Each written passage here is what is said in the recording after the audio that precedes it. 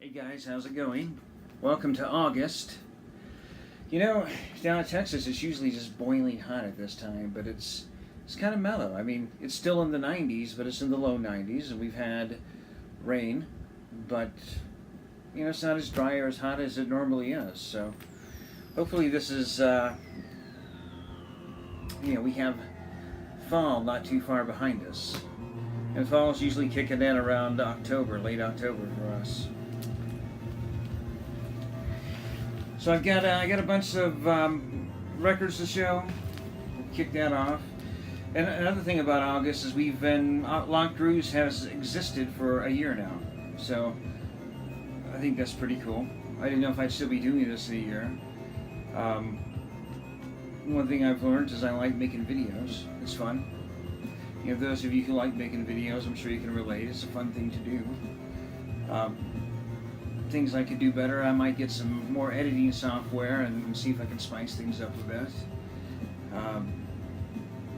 I don't spend much time editing, you just kind of film it and throw a few things in, splice some stuff out, and upload it. Let's see what else. Going to Chicago this week, so if anybody is going to be in Chicago at the Beatles Fest, come say hi. I think that's it. I just wanted to make this video before I leave. Okay, so this weekend, I've been kind of in a dry spell. I have not went digging for records in months. Now, I shop online a lot. I do like, there's always kind of this debate in the vinyl community, you know, what do you like better? Discogs, shopping online, or going to a brick and mortar store? I find that I have a lot more control. I know, you know, this is kind of where the debate goes. Do you like the surprises, or do you like to have more control of what you have? I find that I have a lot more control of what happens, and you know, as far as whether I get a good deal or not if I'm online. And I enjoy shopping online. You know, I mean, I can spend hours online just like I can in a record shop. And it's getting to the point these days where when I am in a record shop, I continuously see the same old stuff. Even if I have my favorite record store and I go in every 6 months, it's weird, the same stuff is always there. I mean, there's rarely a few surprises. Now, I do get a couple surprises, but it's just not, the stuff that you want. I have a specialty, that I show every week, that I like, and I can't find it. You have to go online to find it. If you want the low-hanging fruit, the Led Zeppelins, the Frank Zappa, the occasional surprise, but so I do the majority of my stuff online. And, I'd like to know what you guys think. Yes, it's fun. I never pass a bin without digging through it because you never know what you're going to find. And I have found some zingers out there. So anyway, I went shopping this weekend, and it was a lot more of the same. A lot of the same stuff, a lot of the same artist. Bought something I already had, forgot about it. That's another thing about Discogs is if you enter your stuff, it'll show you that you already have it or not. Paid $10 more for a new item than I should have. That's another thing. So it's, you never know. But I had fun. So let's start off with what I bought. So let's see, I didn't organize these. So I went to my regular record store today. I've been wanting to get this for a long time. This is OK Not OK. This is the OK Computer reissue by Radiohead. This was not the blue vinyl. Blue vinyl, I think I might have mentioned this the last couple of times, it's just outrageous. I mean, close to $50, even though I paid close to $50 for this, but with taxes, you're paying over $50 for blue vinyl. So, but this right here was $40 as is, and it looks like I paid $10 over. So when I got home, I was just kind of curious what everybody else was charging, and it looked like they were paying $29.99. So the record shop that's near and dear to my heart kind of overcharged their customers. So anyway, let's get off that, right? I know nobody wants to hear me complain about the prices. So this is it. It's really nice. You know, I bought the original. Was it on cassette or was it CD back in '97? I had CD player and a cassette, so I may have bought it like at a pinch. I may have bought the cassette, and like the day it came out, and I was blown away. I could not get enough of it. So I'd always kind of wanted the vinyl, but then I heard that the reissue was coming out with a bunch of new stuff. So I could not wait to get this. The artwork is fantastic. It's always fantastic with Radiohead. I'll just bring out all the sleeves.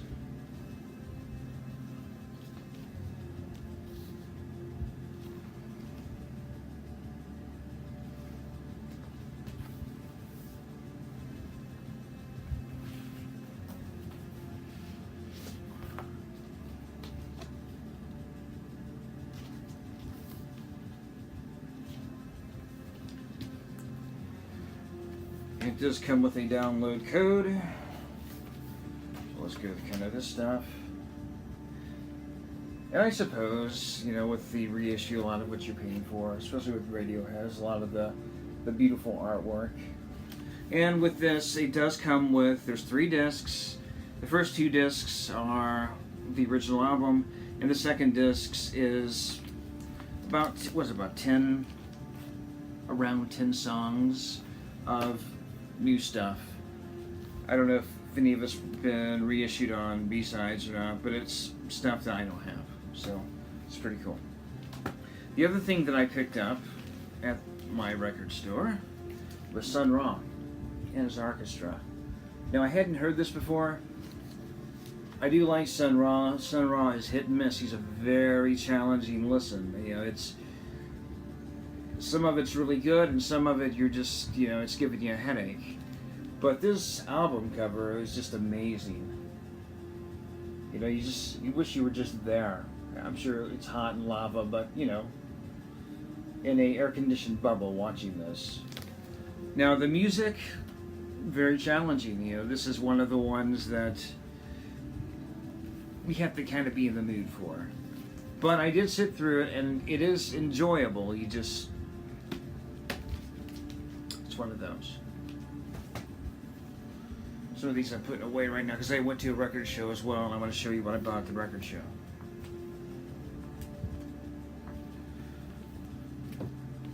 Now, this was a surprise. When I go into the record show, the record store that I go to, the employees have their picks. So there's a little section that each employee says, hey, you know, there's about a dozen picks. Each employee says, look, I got some stuff. Well, I want to turn you on to it. And I always go there first, and I bought a couple of things over the past few years that I've been going there. And this was here this time. And I've heard of the Golden Voyage series before, but I've never seen it out in the wild. And it wasn't on my Discogs want list, so this was under $10. And I was like, hey, what the heck, man? I'll pick it up. It's Robert Burns and Ron Dexter. This is new agey, but it's the cool new age. It doesn't get too. I did turn it on this weekend, and we were all listening to it. My wife said, "Hey, that's spa music," but it sounds cooler than spa music. So there's 6 volumes of this. This one is volume 4. Volume 1 through 5. You can get, I think, on cassette and vinyl and CD. Volume 6 does not come on vinyl. So when I got home, I immediately put vinyl, all the ones that I don't have on vinyl, on my Discogs want list. Now I found this. This was a surprise. I didn't know that it existed. This is, it's a Can album. It's called Sacrilege. And this is a triple album of Can songs remixed by artists of the 90s. Maybe even before. See, who do we got? We got Brian Eno, System 7, The Orb, a guy called Gerald, Pete Shelley and Black Radio, Sonic Youth, Sunroof, a few others I haven't heard of.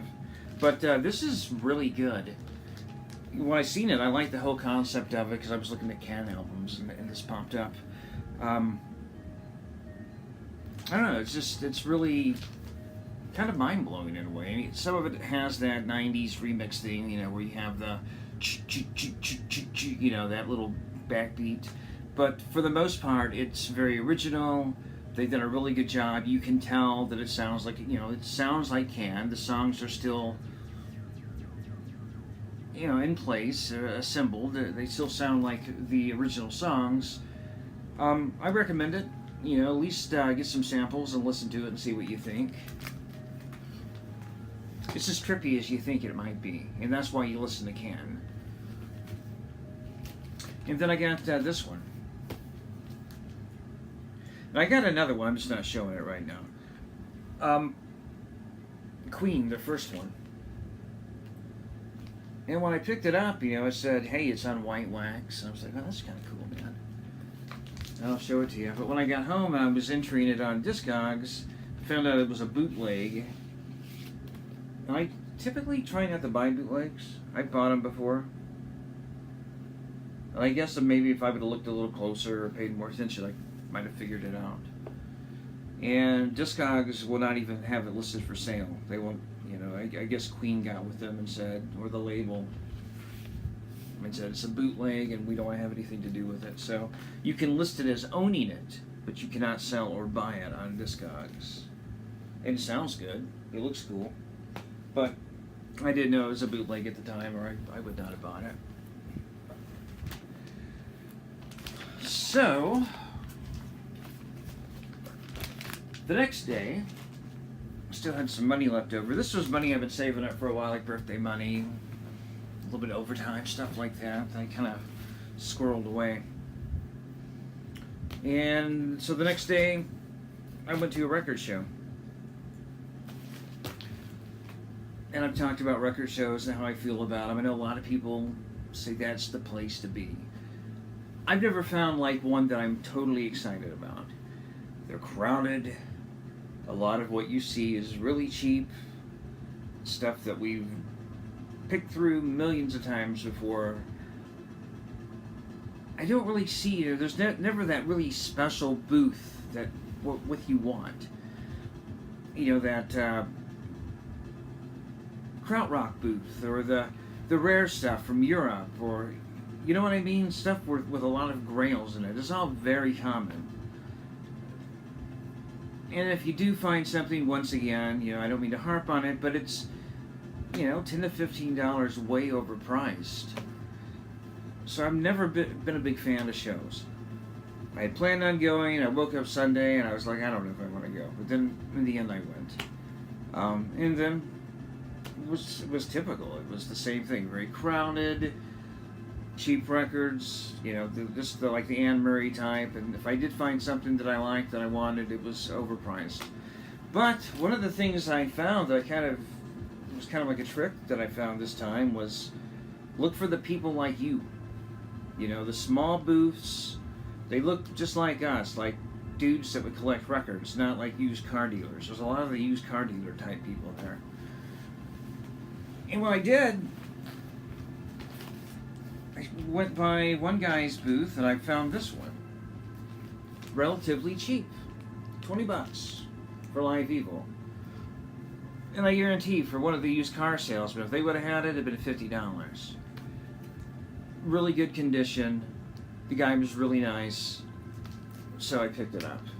I've been wanting this for a long time. And it was a good price. And I brought it home, I listened to it, and immediately it's one of my favorite live albums. I've listened to bits and pieces on YouTube, but I love Miles Davis. I love his late 60s to mid 70s stuff. I got a lot to go, but the artwork's amazing. Very trippy.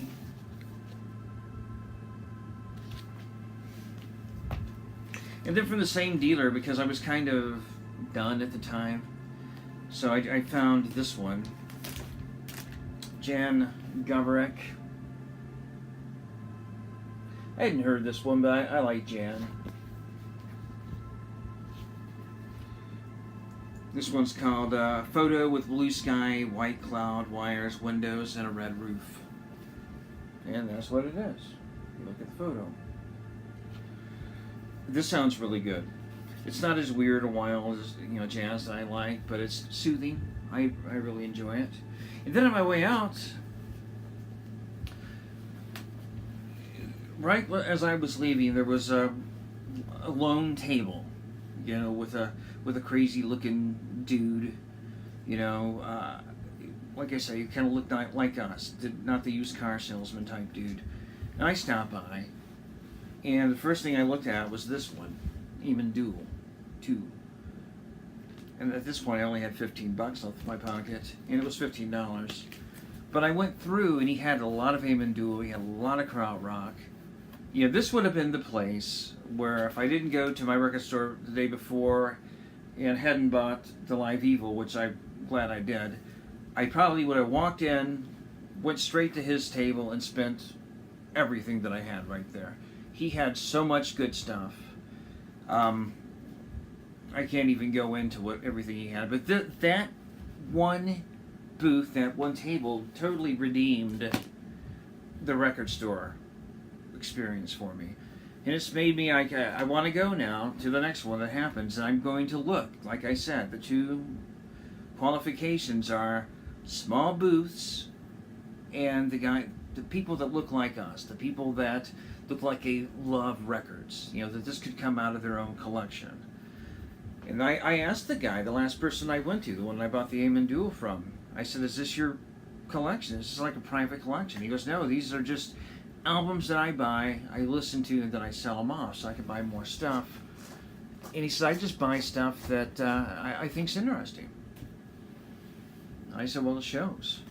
So anyway, that's what I have for this week. It was my haul from the weekend shopping. I will see you next week.